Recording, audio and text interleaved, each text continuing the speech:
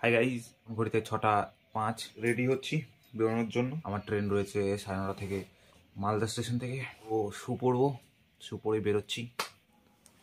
এটা একটা ব্যাগ আর এটা একটা ব্যাগ, একটা কাঁধের ব্যাগ আর একটা হচ্ছে নর্মাল হাতের ব্যাগ। এটাতে খাবার আছে সমস্ত, এটাতে আমার ড্রেসগুলো আছে। আজকে আমার কাছে আমার দুটো লাগেজ হলো। বেশি টাইম নেই হাতে, বেরোবো কারণ এখান থেকে বাস ধরে আবার আমাদেরকে যেতে হবে স্টেশন পর্যন্ত। তো চলো একদম সোজা বাস স্ট্যান্ডে। এখন আমি বেরিয়ে যাচ্ছি, আমার মা এখানটায় আমাকে রাখার জন্যে। টাটা করো আমাকে, ক্যামেরাতে আমাকে টাটা করো। টাটা। চলো আসলাম। তো এখান থেকে আমার জার্নি শুরু হলো আজকে থেকে। ভিডিওতে তোমরা কন্টিনিউ সব দেখতে পাবা। তো চলো দেখাই তোমাদের। ওই যে 13/4/2029, ওই যে 1 নম্বর প্ল্যাটফর্ম।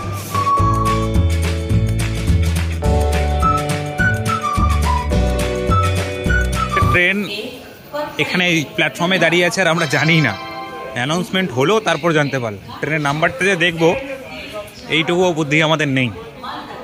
যাই হোক, প্রথমে আমরা ট্রেনের নাম্বার ভাবছিলাম এইটা, যার কারণে আমাদের ভুল হয়ে গেছে।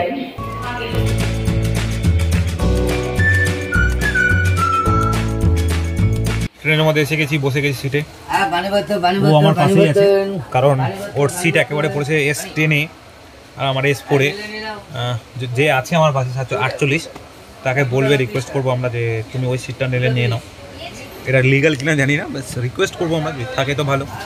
টিটি আসলে হয়তো প্রবলেম হতে পারে, চেষ্টা করবো, যদি হয়ে গেল তো হয়ে গেল, নাহলে তো সেপারেটই থাকতে হবে, কিছু করার নেই।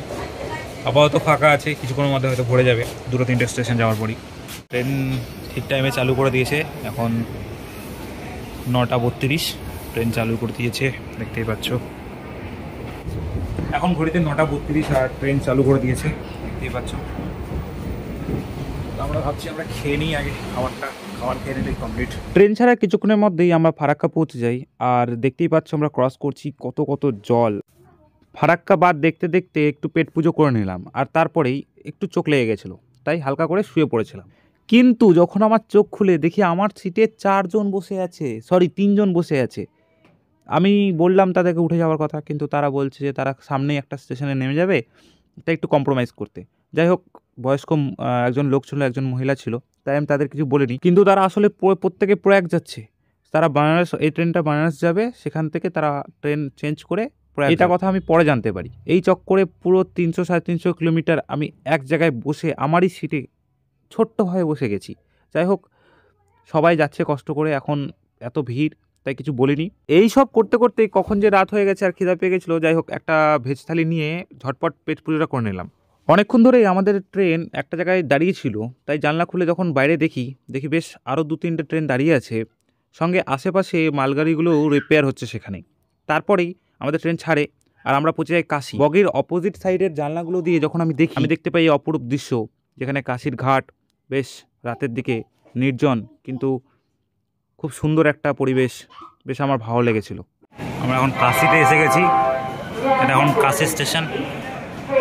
এতক্ষণ পর সিট ফাঁকা পেয়ে গেছি, ট্রেনে আওয়াজ শোনা যায় না, এতক্ষণ পর ফাঁকা সিট পেয়েছি। আব হোগা ঘুমাবো।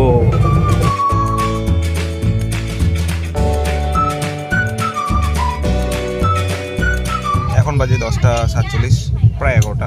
আমি এখন শুয়ে আছি আপার বার্থে, কারণ আমার নিচে 2-1 জন বসে আছে। আমি বললাম বসো, কোনো অসুবিধা নেই। বসে থাকছি তো আমার ঘুম পাচ্ছে, মানে শুয়ে পড়ছি তার ঘুম পাচ্ছে না।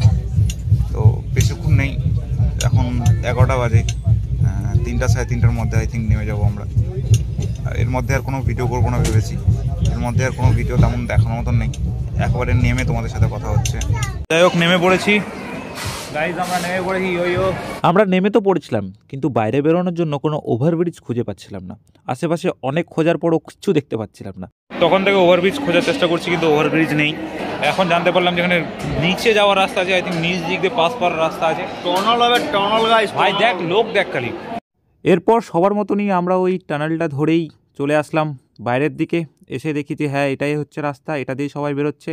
সামনে এক্সিট ছিল, আমরা বেরোই, আর এটা হচ্ছে আনন্দ বিহার টার্মিনাল। কিছুক্ষণের মধ্যে দাদা এসেছিলো, দাদা বললো চলো মেট্রো করে ইন্ডিয়া গেট যাই। তো ইন্ডিয়া গেটে যাওয়ার জন্যই আমরা মেট্রো ধরার জন্য মেট্রো স্টেশন যাচ্ছি। এখন আমরা যাচ্ছি মেট্রোতে, দিল্লি মেট্রো ঘুরতে। কোথায় যাচ্ছি?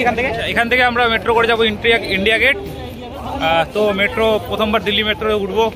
আমার ফোনটা ফ্রন্টে করা আছে, সেটা হয়তো চেক করছে হয়তো কোয়ালিটি। তো মেট্রোতে ঢুকতেই প্রথমে আমরা দেখতে পাচ্ছি টিকিট কাউন্টার, কিন্তু অ্যাজ ইউজুয়াল আমরা টিকিট কাউন্টার থেকে টিকিট কাটবো না, আমরা মেশিন থেকে টিকিট কাটবো। আর আমার বন্ধু দেখো কি করছে, করোনা এখানে মাথা বড়ি মারছে, কিছুই জানি না তাও। এবার ডেস্টিনেশন সিলেক্ট কর এবিসিডি, সিলেক্ট কর এবিসিডি কর এবার ডিতে। এই যে প্রো চলে এসছে, প্রো মেট্রো টিকিট তিনটা। হ্যাঁ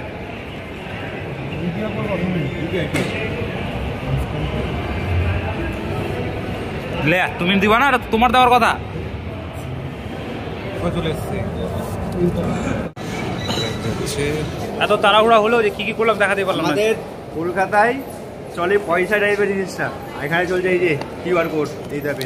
হ্যাঁ তো এই যে টিকিট নিয়ে নিয়েছি আমরা, টিকিট নিয়ে আসলাম, ব্যাগও স্ক্যান করলো, সব স্ক্যান করলো। কলকাতা থেকে একটু ডিফারেন্স মনে হয় না? হ্যাঁ, কলকাতায় মেট্রোতে কলকাতা মেট্রোতে একবারই গেছি, অত জানা নেই, তাই প্লিজ কিছু দেখো, জাজ করবা না।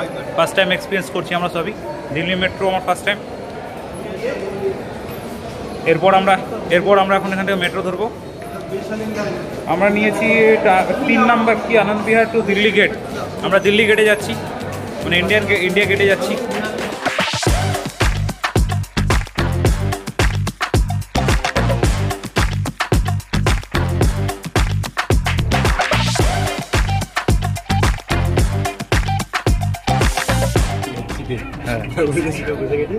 বুড়িটা আসলে ওখানে তারা দেখছে ওকে, আর পায়ে কিছু বুঝতে পারছে না, কেন দেখছে রে বলে উঠতে বলছে কিনা, কেন উঠবো আমি ভাইয়া বলছে, বুঝলি? আবার বলছে এটা বুড়ি দিয়েছি, বুড়ি আনতে মালটা লজ্জা উঠে গেছে।